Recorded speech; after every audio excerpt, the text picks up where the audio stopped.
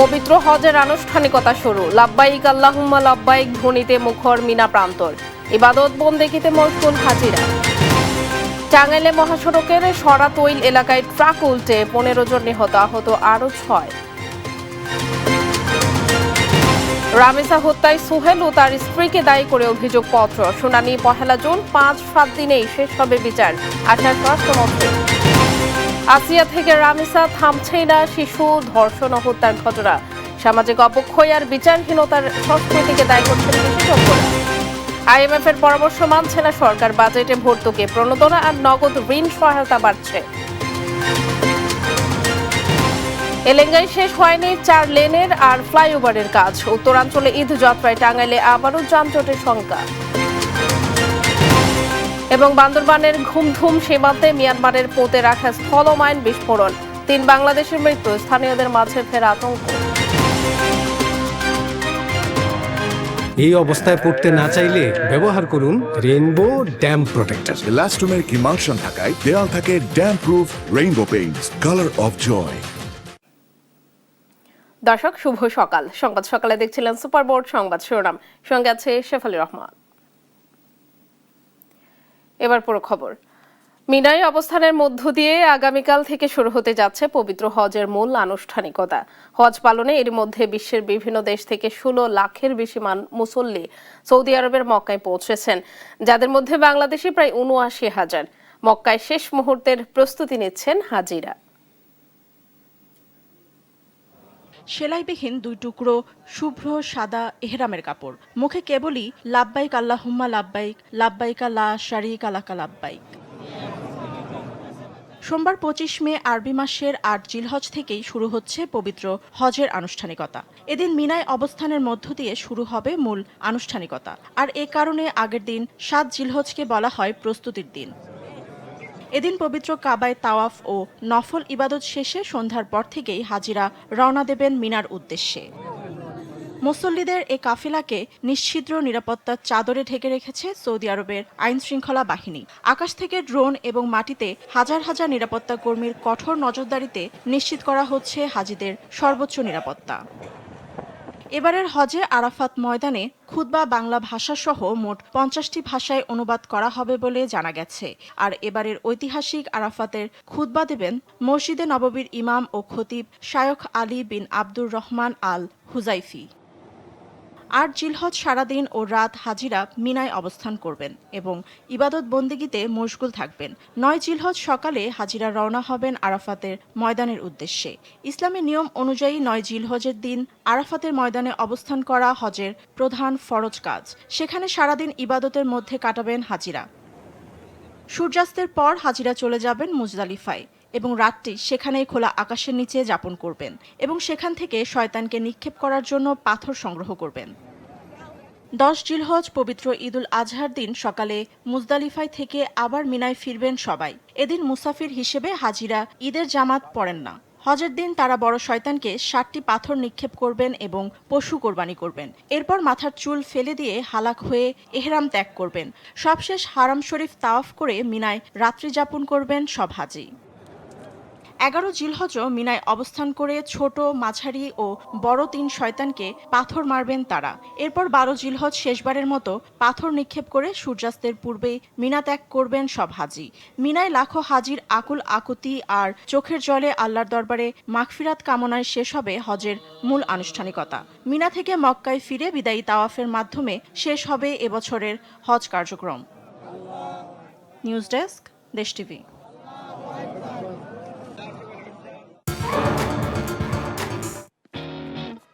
Freedom দিন তো।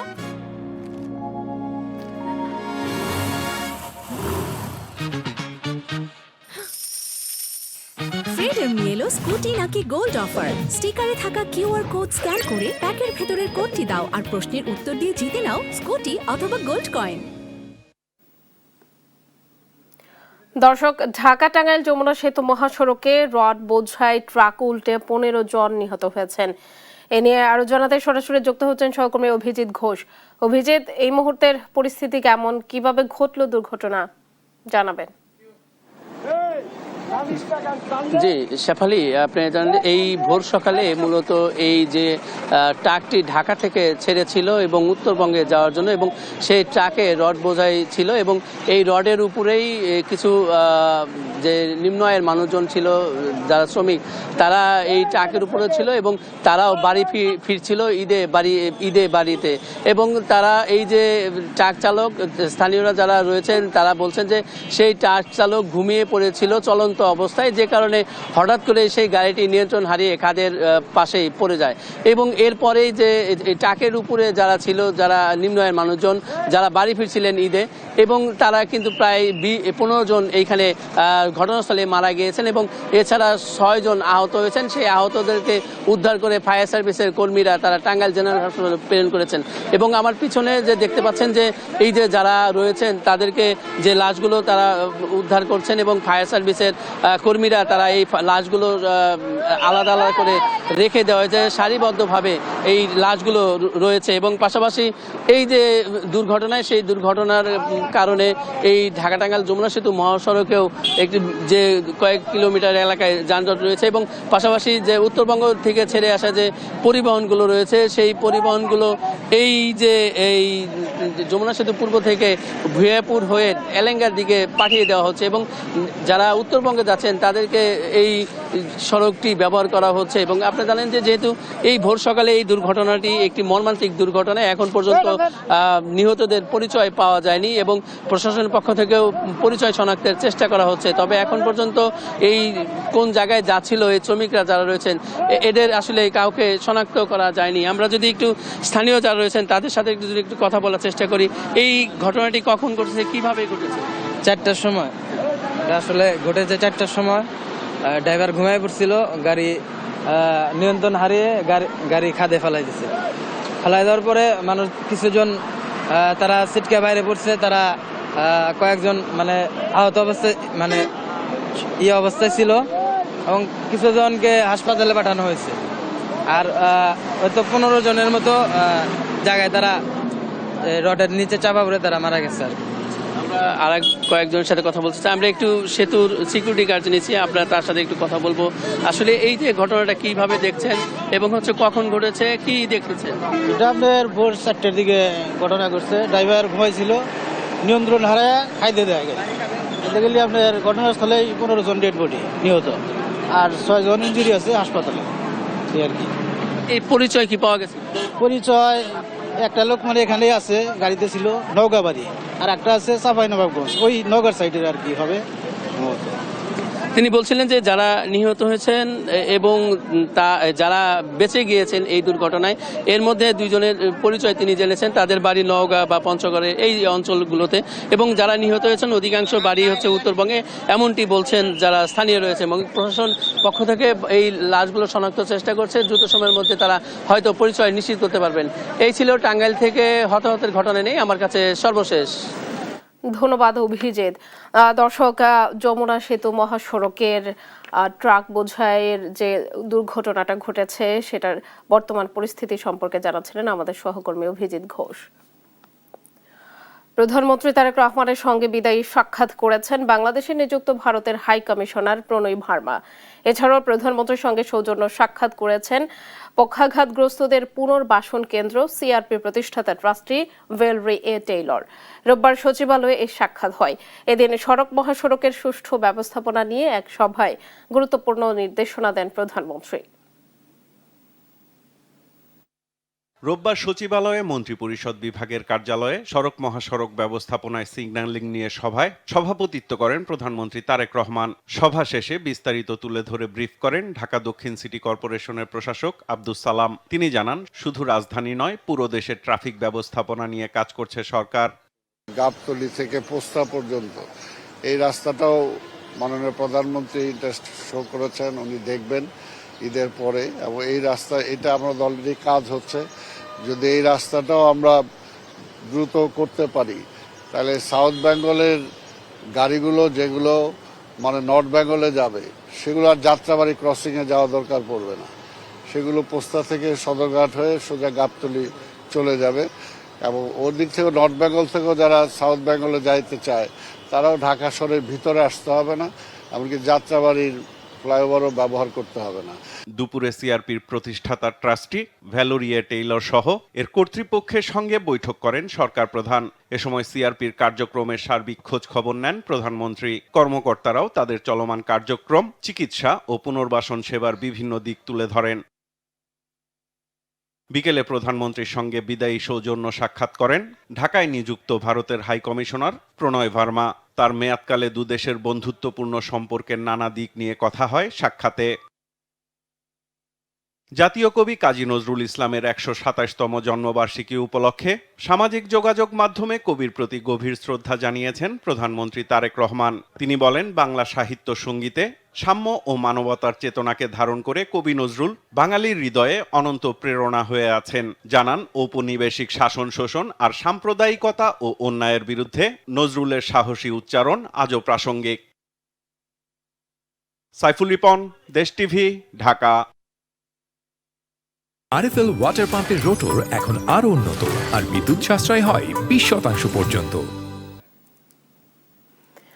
শিশু রামিসাকে ধর্ষণ ও হত্যা মামলার চার্জশিট আদালতে জমা দিয়েছে পুলিশ।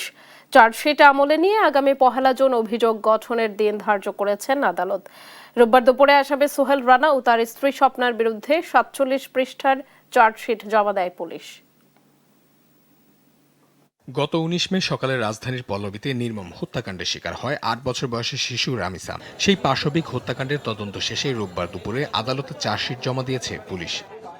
ঢাকা মহানগর দায়রা জজ আদালতের শিশু সহিংসতা দমন ট্রাইব্যুনালের বিচারক মাশরুক সালেকিনের আদালত চার্জশিট আমলে নিয়ে আগামী 1 জুন অভিযোগ গঠনের শুনানির দিন ধার্য করেছেন। মামলা দায়েরের পর আইন শৃঙ্খলা বাহিনী তড়িৎ ব্যবস্থা গ্রহণ করে এবং তারা তার দর্শক মোহাম্মদ সোহেল রানা এবং তার স্ত্রী স্বপ্না আক্তার তাদেরকে গ্রেপ্তার করতে সক্ষম হয় এবং গত 20 তারিখে তাদেরকে আদালতে উপস্থাপন করে।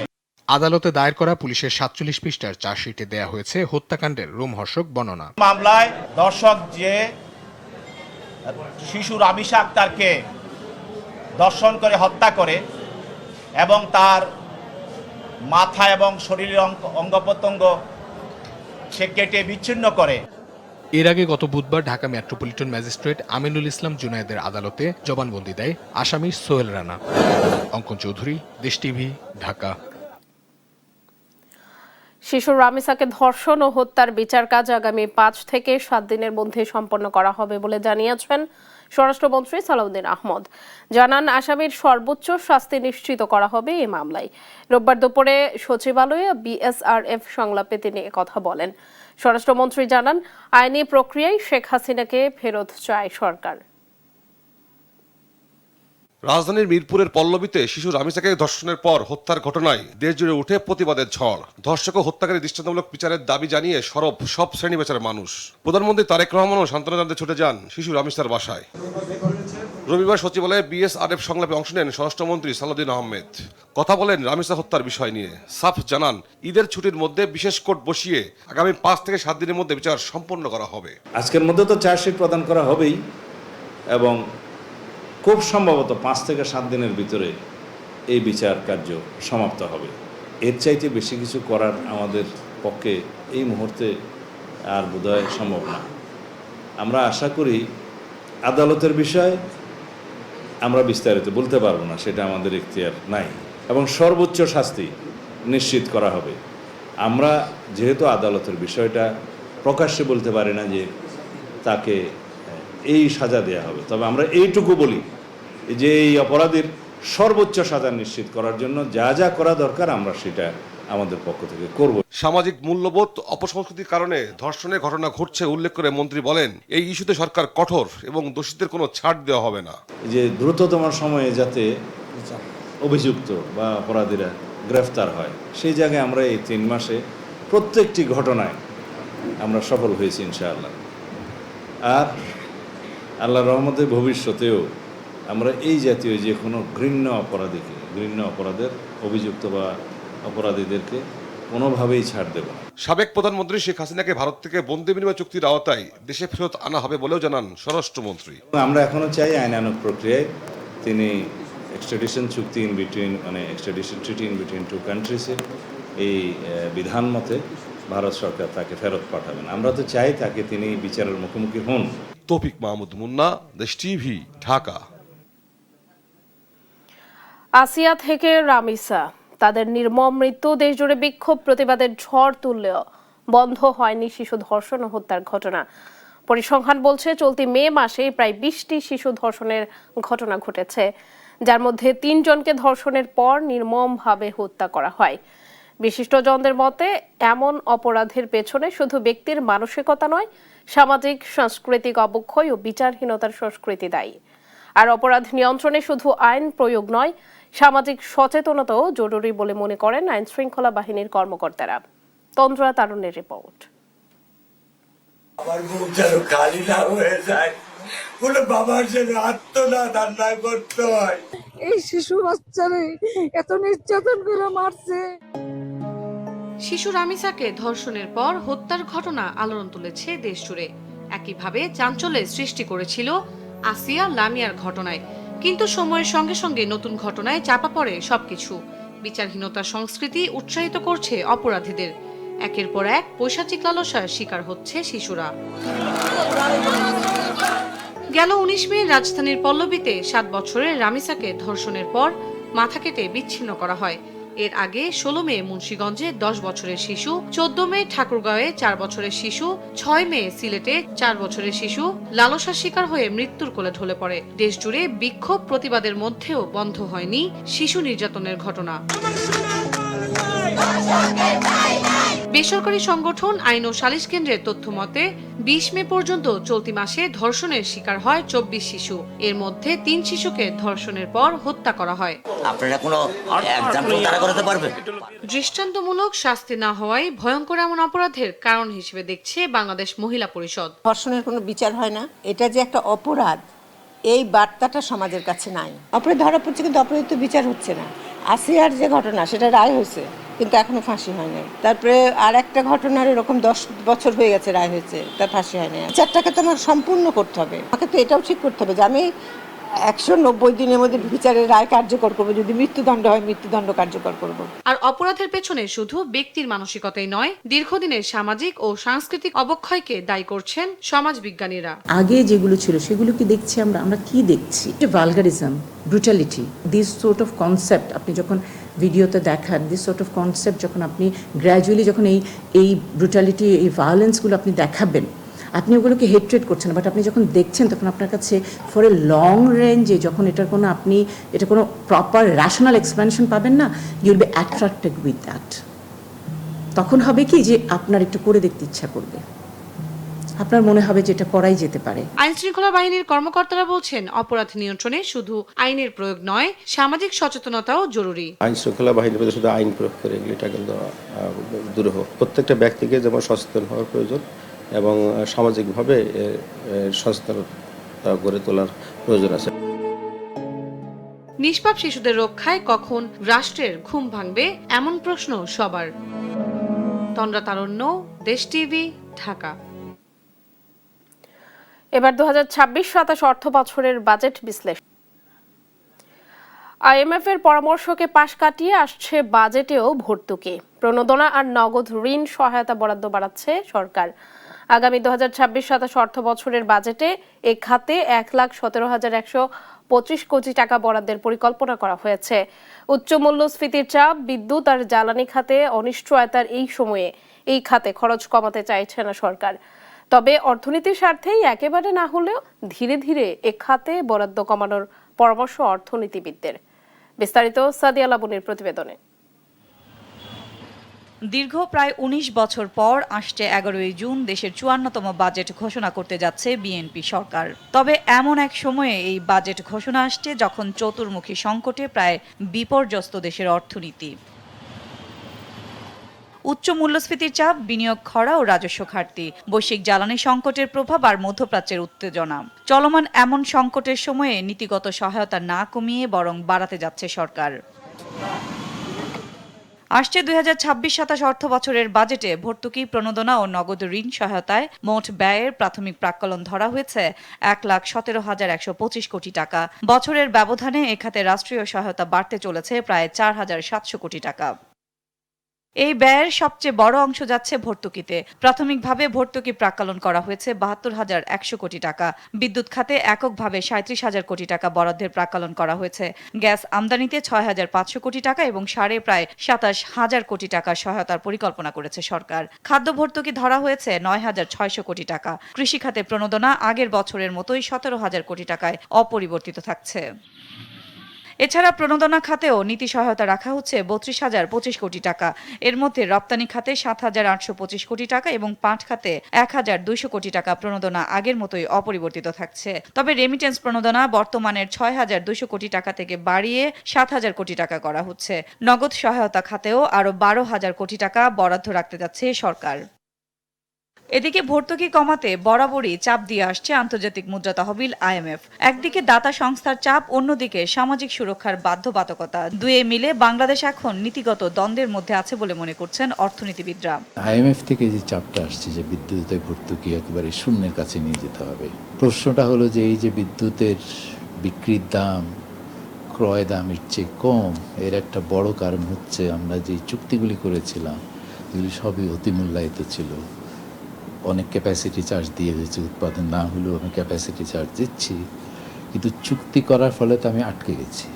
ভর্তুকি থেকে বের হওয়া কঠিন হলেও ধীরে ধীরে এর থেকে বের হয়ে আসার পরামর্শ তাদের। কৃষিতে ভর্তুকি দিব না, ডিজেলে ভর্তুকি দিব না, এই জায়গাটায় আমরা হয়তো আমাদের বিভিন্ন সংস্থার চাপ থাকতে পারে, কিন্তু আমাদের দেশের স্বার্থের কথা চিন্তা করে এগুলোতে আমাদের সিদ্ধান্ত নিতে হবে। গিয়ে একটা বড় টাকা ভর্তুকিতে যায় এবং এইটার যে কোনো পুনর্মূল্যায়ন হয় না এবং এইটার থেকে কি চাচ্ছি আমি সেটা আমি পাচ্ছি কিনা, ভর্তুকি সবচেয়ে ভালো পদ্ধতি কিনা, এই বিষয়টাও তো আমরা চিন্তা করে নেওয়া। চলমান পরিস্থিতিকে গুরুত্ব দিয়ে সংকট মোকাবেলায় বাস্তবসম্মত পদক্ষেপ নেওয়ার পরামর্শ বিশেষজ্ঞদের। সাদিয়া লাবনী, দেশ টিভি, ঢাকা। চট্টগ্রামের সীতাকুণ্ডের জঙ্গল সলিমপুরে র্যাব ও পুলিশ ক্যাম্পে হামলা চালিয়েছে সন্ত্রাসীরা। এ সময় পাল্টা গুলি চালায় আইনশৃঙ্খলা বাহিনী। রোববার রাত 2:30টার দিকে র্যাব ক্যাম্প ঘেরাও করে গুলি করে সন্ত্রাসীরা। পরে যৌথ বাহিনী অভিযান শুরু করে। ভোর পর্যন্ত অভিযান চললেও হতাহতের কোনো খবর পাওয়া যায়নি। বিষয়টি নিশ্চিত করেছেন যৌথ বাহিনীর লেফটেন্যান্ট কর্নেল হাফিজুর রহমান। স্থানীয় সূত্রে জানা গেছে, একই সময়ে জঙ্গল সলিমপুরের অলিনগরে পুলিশ ক্যাম্পেও হামলা চালায় সন্ত্রাসীরা। খবর পেয়ে ঘটনাস্থলে অতিরিক্ত সদস্য মোতায়েন করা হয় এবং পরিস্থিতি নিয়ন্ত্রণে যৌথ বাহিনীর অভিযান অব্যাহত রয়েছে।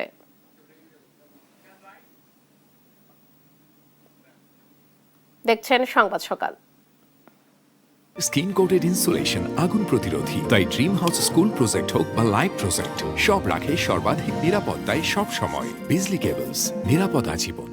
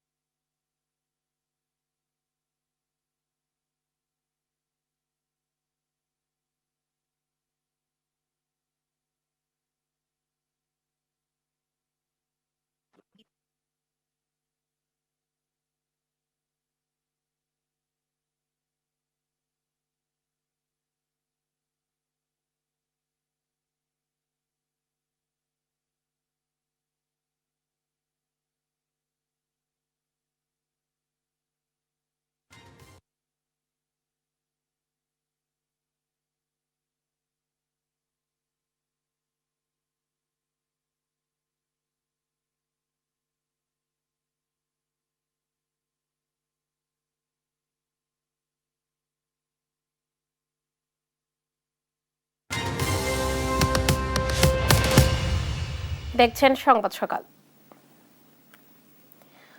কোরবানির ঈদ কয়েকদিন বাকি, কোরবানির ঈদের কয়েকদিন বাকি থাকলেও জমে ওঠেনি মশলার বাজার। রাজধানীর পাইকারি ও খুচরা বাজারে কেনাবেচা কম। বিক্রেতারা বলছেন এবার মশলার দাম বাড়েনি, তবে ক্রেতারা বলছেন ঈদ ঘিরে বেশ কয়েক পদের মশলার দাম বাড়িয়ে দিয়েছে ব্যবসায়ীরা। কোরবানির ঈদের আর মাত্র কয়েকদিন। ধর্মীয় এই উৎসবে কোরবানির পশুর মাংস রান্নায় প্রয়োজন হয় হরেক পদের মশলা। সাধারণত কোরবানির ঈদে মশলার বাজারে থাকে ক্রেতাদের ভিড়, তবে এবারের চিত্র একেবারেই ভিন্ন। রাজধানীর পাইকারি থেকে খুচরা বাজারে সেভাবে ক্রেতা নেই, এখনো জমে ওঠেনি মশলার বাজার। বর্তমান যে মার্কেটের পরিস্থিতি, কোনো কাস্টমারের মার্কেটে নাই। ঈদ বাজারে হিসাবে আমাদের কারণ বাজার কিচেন মার্কেটে ক্রেতা সামগ্রী অনেক কম। বিক্রেতারা বলছেন এবারে মশলার দাম বাড়েনি, বরং গেলবারের তুলনায় অনেক মশলার দামই কমেছে। বাজারে প্রতি কেজি এলাচ 4,500 থেকে 5,000 টাকা, আর দারুচিনি বিক্রি হচ্ছে 480 থেকে 500 টাকায়। রমজানের তুলনায় কমেছে জিরার দাম, কেজিতে প্রায় 300 টাকা কমে মানভেদে জিরা বিক্রি হচ্ছে 600 থেকে 650 টাকায়। তবে 6 মাসের ব্যবধানে দ্বিগুণ দামে বিক্রি হচ্ছে আলু বোখারা। এলাচ 4400 টাকা কেজি, আচ্ছা বড় সাইজ 4600 টাকা, দারচিনি 470 টাকা কেজি, আর লবঙ্গ 1400 টাকা কেজি, গোলমরিচ 1150। এবছর আমরা ওইরকম আরো করবার যে এই টাইমে একটা বাড়তি বাজার থাকে, ওইটার কিছুই এবছর বোঝা যাইতেছে না।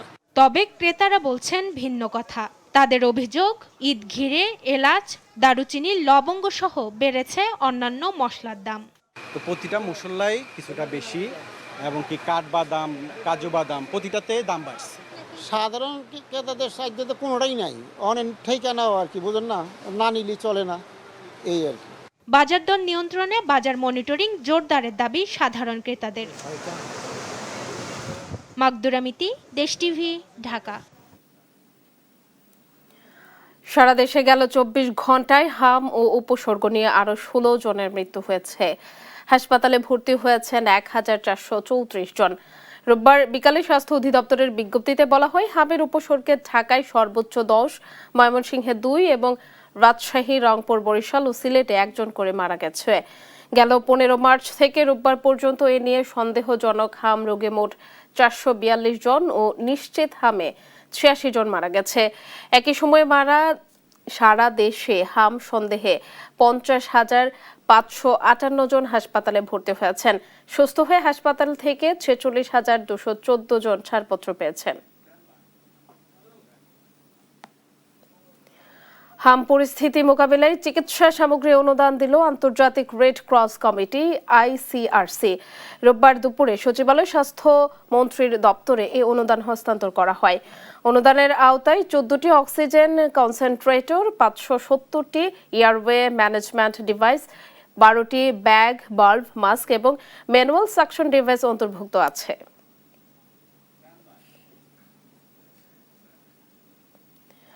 ঈদযাত্রায় সড়ক মহাসড়কে বাড়ছে যানবাহনের চাপ। এর মধ্যে টাঙ্গাইল, সিরাজগঞ্জ এবং ঢাকা চট্টগ্রাম মহাসড়কের বিভিন্ন পয়েন্টে চাপ তৈরি হয়েছে। হাইওয়ে পুলিশ বলছে এবার মহাসড়কগুলোর 94টি পয়েন্টে যানজট হতে পারে। ভোগান্তি লাঘবে আইন শৃঙ্খলা বাহিনীর অতিরিক্ত সদস্য মোতায়েন, ভ্রাম্যমাণ আদালত পরিচালনা, টোল পরিশোধ সহজ করা সহ নানা উদ্যোগ নেওয়া হয়েছে। ঈদ উদযাপনে প্রিয়জনের কাছে ছুটছে মানুষ, এতে সড়ক মহাসড়কে বাড়ছে যানবাহনের চাপ। পরিবহন ব্যবসায়ীরা বলছেন মহাসড়কের মূল চাপ পড়বে সোমবার থেকে। একদিকে ঢাকা ছাড়বে মানুষ, অন্যদিকে ঢাকার পথে আসতে থাকবে কোরবানির পশুবাহী যানবাহন। পরিসংখ্যান বলছে ঈদের আগে 3-4 দিনে 1,20,00,000 থেকে 1.5 কোটি মানুষ ঢাকা ছাড়ে। বিশেষ করে ঈদুল আজহায় সবচেয়ে বেশি মানুষ ঢাকা ছাড়েন, যা প্রতিদিন গড়ে প্রায় 35 লাখ। হাইওয়ে পুলিশ এবার মূল 60টি মহাসড়কের 94টি স্থানকে যানজট প্রবণ হিসেবে চিহ্নিত করেছে। বেশি দুর্ভোগ হতে পারে ঢাকা উত্তরবঙ্গ, ঢাকা চট্টগ্রাম ও ঢাকা সিলেট মহাসড়কে। উত্তরের পথে 25টি, চট্টগ্রামের পথে 25টি ও সিলেটের পথে 21টি পয়েন্টে সড়ক উন্নয়ন কাজ, টোল আদায়ের ধীরগতি ও ট্রাফিক অব্যবস্থাপনার কারণে যানজটের আশঙ্কা করা হচ্ছে। ঢাকা থেকে টাঙ্গাইল হয়ে উত্তরের পথে যাতায়াতে গাজীপুরের চন্দ্রা উড়াল সড়কের পশ্চিম প্রান্ত খুবই ঝুঁকিপূর্ণ হিসেবে দেখানো হয়েছে। এই পথে 4 লেনের কাজ প্রায় শেষ পর্যায়ে, কাজ বাকি থাকায় তা ভোগান্তির কারণ হতে পারে। ঢাকা সিলেট মহাসড়ক 4 লেন উন্নতি করার প্রকল্প চলছে। এর মধ্যে আশুগঞ্জ গোল চত্বর ও সরাইল বিশ্বরোড মোড় গেল 2 ঈদে যাত্রীদের ভুগিয়েছে। এবারও এ মহাসড়কের 34 কিলোমিটার অংশ এবং নারায়ণগঞ্জ ও নরসিংদী শিল্প এলাকায় যানজটের আশঙ্কা রয়েছে। ঢাকা চট্টগ্রাম মহাসড়কের মধ্যে মেঘনা গোমতী সেতুর টোল প্লাজায় প্রায়ই যানজট হয়। এবারও ভোগান্তির আশঙ্কা রয়েছে। এছাড়া কুমিল্লার মাধায়া, চান্দিনা ও নিমশার বাজার এলাকাতেও যানজটের আশঙ্কার কথা জানিয়েছে হাইওয়ে পুলিশ।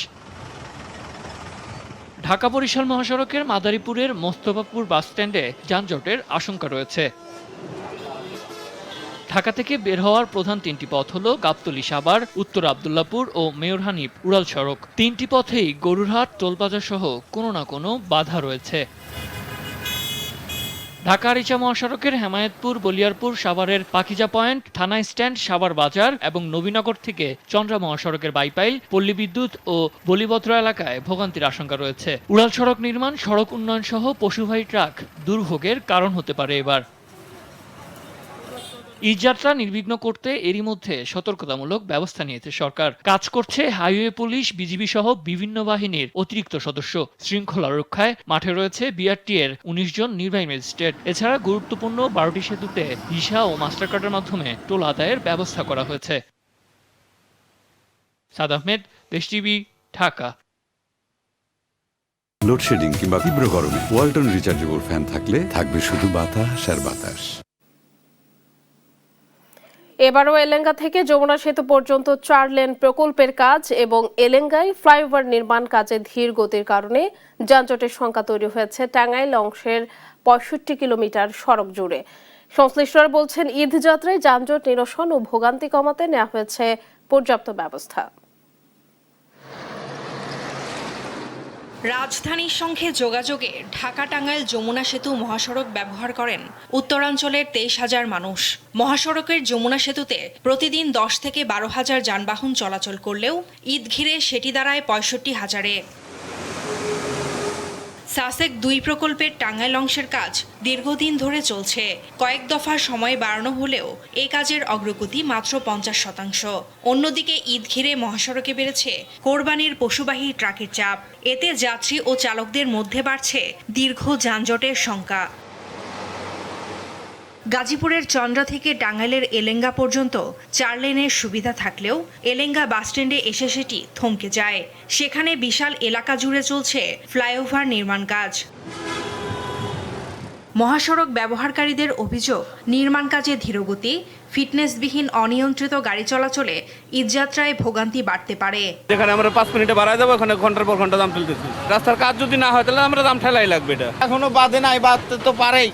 এই চিপা জায়গা লোকাল গাড়িগুলির দ্বারা, এই জন্য আর কি। আর গাড়ি ঘোড়া এরকম একটু দাম হবেই, স্বাভাবিকের জন্য দাম হবে মানে এবার আরো বেশি হবে, কারণ এখানে কাম হয় না। আর মনে করেন যে রাস্তা ছোট চাপা, 4 লেনে গাড়ি যখন 1 লেন উঠতে পেতে করতে একটু যানজট হতে পারে। কাজ চলমান থাকলেও পরিস্থিতি সামাল দিতে প্রস্তুতি নেওয়া হয়েছে বলছে প্রকল্প কর্মকর্তা ও জেলা পুলিশ। 25 তারিখে আমরা হলো যে কাজটা বন্ধ রাখবো, যাতে আমাদের কারণে মানে ঘরমুখ উত্তরবঙ্গগামী মানুষের যেন ঈদে কোনো ধরনের কোনো ভোগান্তি না হয়। যদি অ্যাক্সিডেন্ট হয়, আমাদের আপনার মেকানিকদের সাথে যোগাযোগ রয়েছে। কিন্তু তাৎক্ষণিক যদি কোনো মেকানিকের প্রয়োজন হয়, মেকানিক কিন্তু থাকে। আবার ফুয়েল শেষ হয়ে যায় অনেক ক্ষেত্রে, সেক্ষেত্রে কিন্তু আমাদেরও কিন্তু ফুয়েলের জন্য কিন্তু আমাদের ব্যবস্থা থাকে। রাস্তায় যে অবৈধ পার্কিং এবং ওই পাশে যেন গাড়ি না রাখতে পারে, এটার জন্য আমরা ব্যবস্থা নিয়ে থাকি। যানজট নিরসনে প্রশাসন সর্বাত্মক ভূমিকা পালন করবে, স্বস্তিদায়ক হবে ঈদযাত্রা, এমনটাই প্রত্যাশা সবার। ফারজানা আফরোজ-টুম্পা, নিউজ ডেস্ক, দেশ টিভি। জন্মবার্ষিকী উপলক্ষে ঢাকা বিশ্ববিদ্যালয়ে জাতীয় কবি কাজী নজরুলের সমাধিতে ফুল দিয়েছেন বিভিন্ন শ্রেণী পেশার মানুষ। সেখানে আছেন সহকর্মী জান্নাতুল মোহনা। মোহনা, সেখানকার বর্তমান পরিস্থিতি সম্পর্কে জানাবেন। আজ একটি বিশেষ দিন। 127 বছর আগে আজকের এই দিনে এই বাংলায় জন্ম নিয়েছিল এক বিশেষ ধূমকেতু, যার কবিতায়, লেখনীতে, গানে, উপন্যাসে বিদ্রোহ ফুটে উঠেছে এবং তার আজকের এই জন্মজয়ন্তী উপলক্ষে ঢাকা বিশ্ববিদ্যালয়ের কবি কাজী নজরুল ইসলামের সমাধিতে শ্রদ্ধা জানাতে এসেছেন সর্বস্তরের তার ভক্ত অনুরাগীরা। সকালে আমরা দেখেছি জাতীয়তাবাদী দল বিএনপির পক্ষ থেকে এখানে তার সমাধিস্থলে শ্রদ্ধা জানাতে এসেছিলেন রুহুল কবির রিজভী, এবং আমরা দেখেছি যে ছাত্রদল সহ অন্যান্য রাজনৈতিক সংগঠনের নেতাকর্মীরাও এসেছেন তার যে সমাধিস্থল রয়েছে সেই সমাধিস্থলে শ্রদ্ধা জানাতে ফুলেল।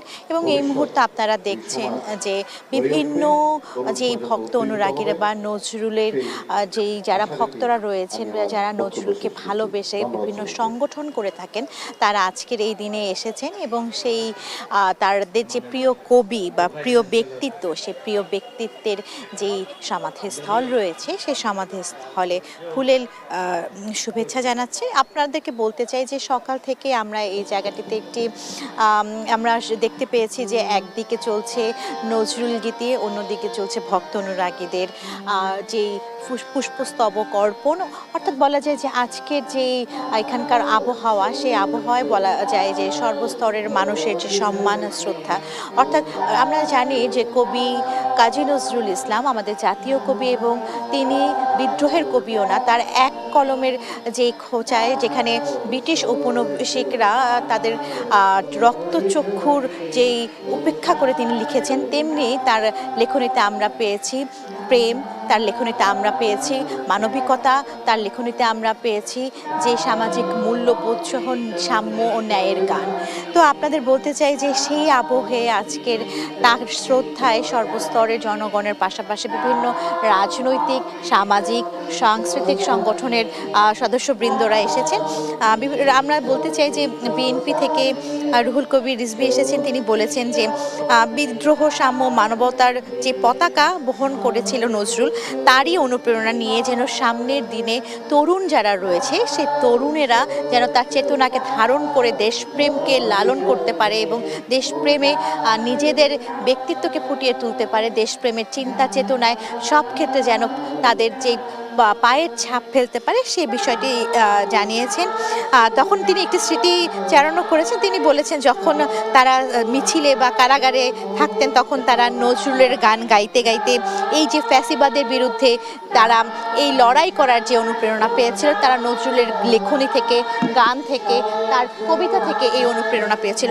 শুধু রাজনীতিবিদ নয়, সমাজের সর্বস্তরের মানুষ, বলা যায় যে একদম নিপীড়িত থেকে উপরের স্তর পর্যন্ত যারা সবসময় শাসকের বিরুদ্ধে, শাসকের শোষণের বিরুদ্ধে বলিষ্ঠ উচ্চারণ করতে চায়, তাদের অনুপ্রেরণা কবি কাজী নজরুল। তো এই ছিল কবি কাজী নজরুল ইসলামের 127তম জন্ম জয়ন্তীর যেই সমাধিস্থল রয়েছে তার, সেই সমাধিস্থল থেকে সর্বশেষ। শেফালি। ধন্যবাদ মোহনা। দর্শক, কাজী নজরুল ইসলামের জন্ম বার্ষিকীতে ঢাকা বিশ্ববিদ্যালয় সমাধিস্থল থেকে সেখানকার বর্তমান পরিস্থিতি জানাচ্ছিলেন সহকর্মী জান্নাতুল মোহনা। বান্দরবনের নাইক্ষ্যংছড়ি সীমান্তে স্থলমাইন বিস্ফোরণে 3 বাংলাদেশি নিহত হয়েছেন। প্রথমে একজন মাইনের কবলে পড়লে তাকে উদ্ধার করতে গিয়ে আরও 2 জন মাইন বিস্ফোরণে নিহত হন। পরে খবর পেয়ে নাইক্ষ্যংছড়ি থানা পুলিশ ও বিজিবির সদস্যরা ঘটনাস্থলে গিয়ে তাদের মরদেহ উদ্ধার করে হাসপাতালে পাঠায়।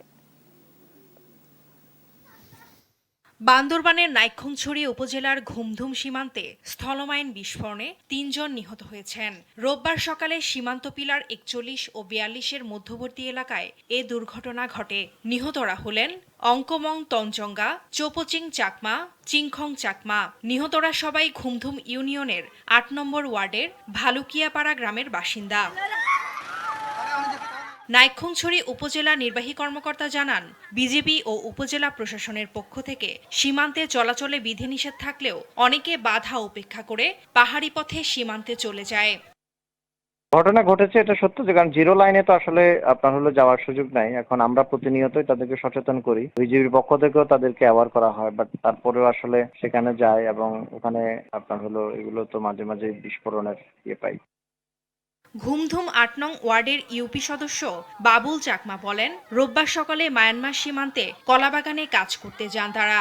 ফেরার সময় মায়ানমারের পুঁতে রাখা মাইন বিস্ফোরণে 1 জন নিহত হন। পরে তাকে উদ্ধার করতে গেলে আরও 2 জন নিহত হন।